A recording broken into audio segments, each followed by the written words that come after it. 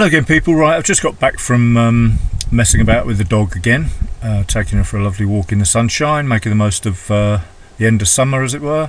And something happened that, well, two things. On my walk, I thoroughly recommend getting away from your computer as much as you can if you're a full-time trader or someone that stares at the charts for hours and hours on end, because for me it's almost like I think they call it when you dream, there's some sort of brain puts everything into place. So say you've sat down and had a couple of hours of watching trading videos, and then you've had maybe a couple of hours of watching price action. It's go away, have a swim, use the gym, do whatever you do for relaxation, not necessarily watching the telly, because that doesn't allow you to switch off. Just do something repetitive, in my opinion. I've read that somewhere anyway, and it works for me. Every time I go for a walk, I think of another reason to make a video. Mad, but almost always true. Half the time I forget by the time I've got back, but that's another story. Anyway, today's was about this 5-minute 2B that we took long. Oh, and before I forget to tell you about the other thing I thought, American session here, European session open here, push it down, push it back up. I half expected, as a result of this chart here, where we hadn't even managed to push momentum above zero, the hourly chart, that this would push down. So, it doesn't hurt to think a little bit, as opposed to my normal mantra is just trust your price action. When price is in a massive downtrend like this, then you just and even that H4 push down, then we'd have 4 hours of pushing up, and lo and behold, the minute that starts to look like it's bearish, then it probably is bearish. So anyway, slight digression. Oh, and I did manage to get a trade here as well. Little 8-pip jobby, following the rules. There, and just dropped down. And literally I walked in the door, so it's probably a bit of a late entry, could have got in somewhere around there, but actually I got in straight after the pullback, so there was no sort of need for any anxiety, as it were. Am I entering the right time? It was already ready to go. So let's just double check what was going on. Yep, that was the 3-candle reversal and the RSI bust, pullback, break and close, and there was even another signal after that green and a red one, and then down it goes again to an obvious level here of supply and demand. So again, there was some sort of 2B formation going on to the downside here, and we've got the normal situation like that already in place. Just draw 2 lines. Oops, why is that not doing it?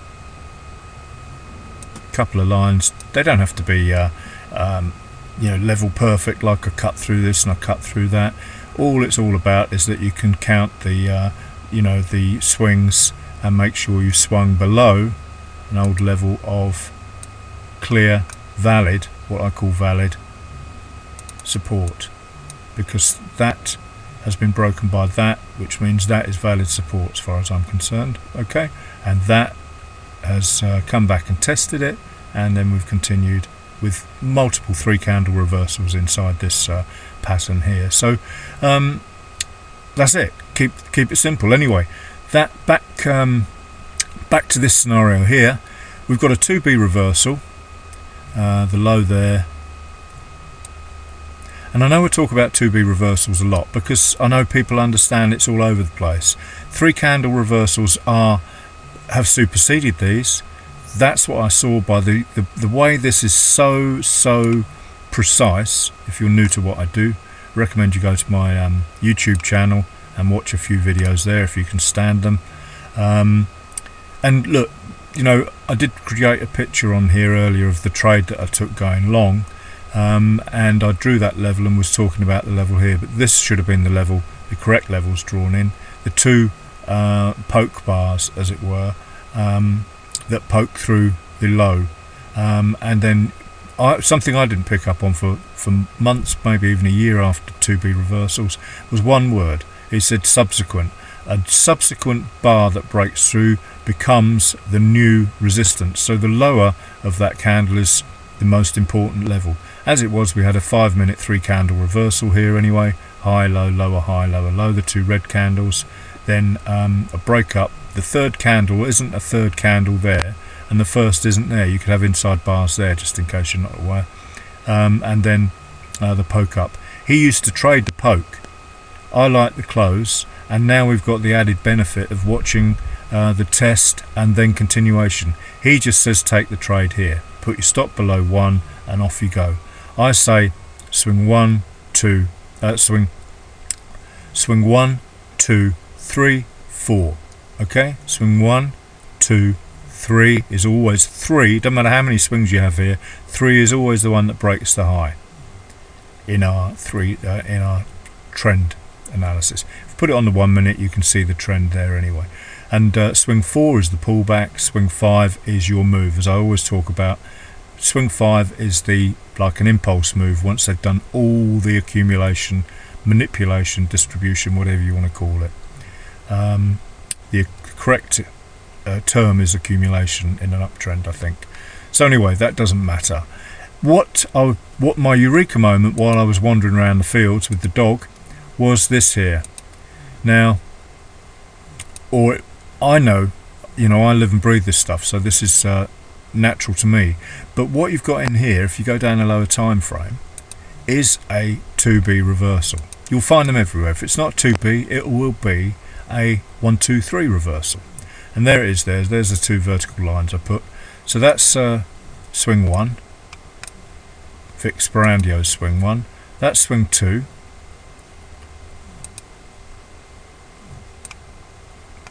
That's swing 3 and the break through the low of swing 1.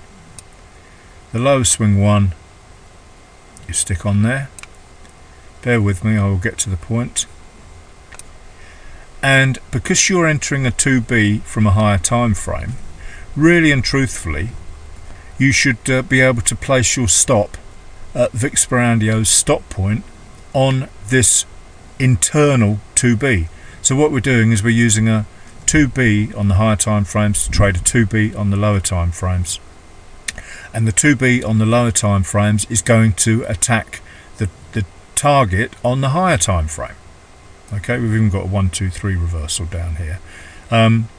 So that should be where you place your stop, and that is why, although I forget to mention these sorts of things as well often enough, but that's why you can get into these trades with a massive amount of confidence if you're trading trends within trends and you practice enough.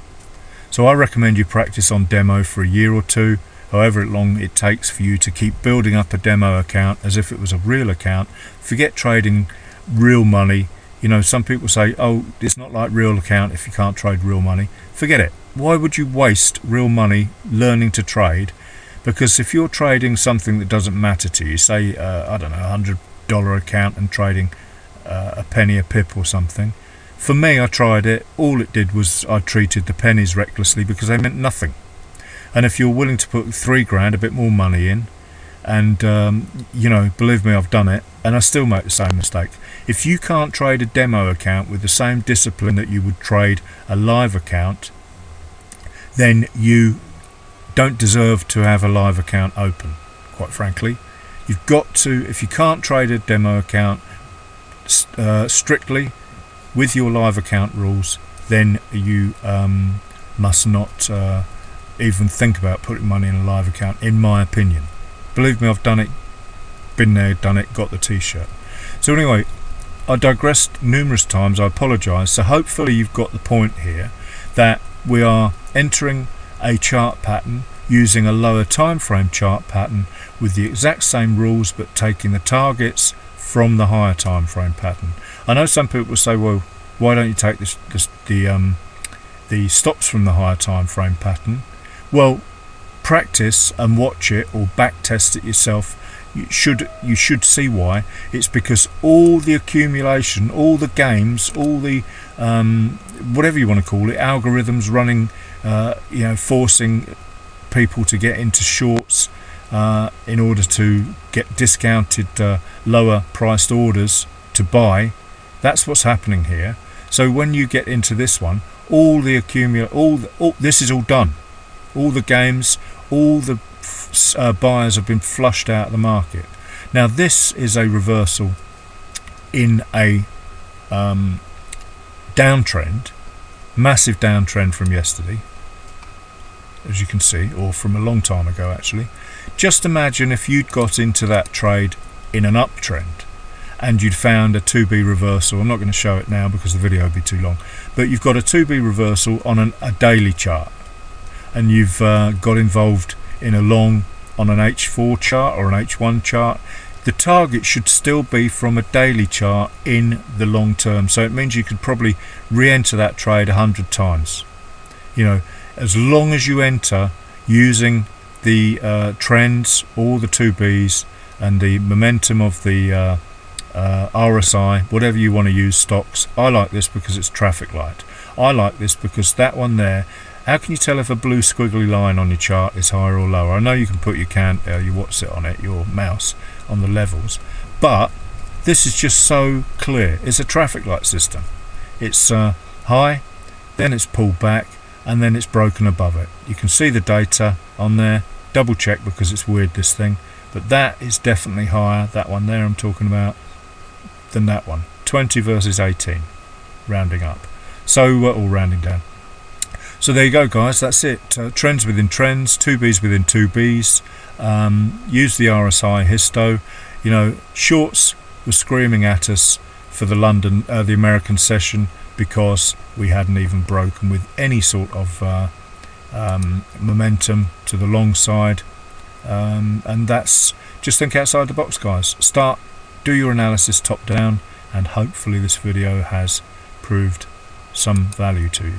Thanks for watching. Have a good weekend.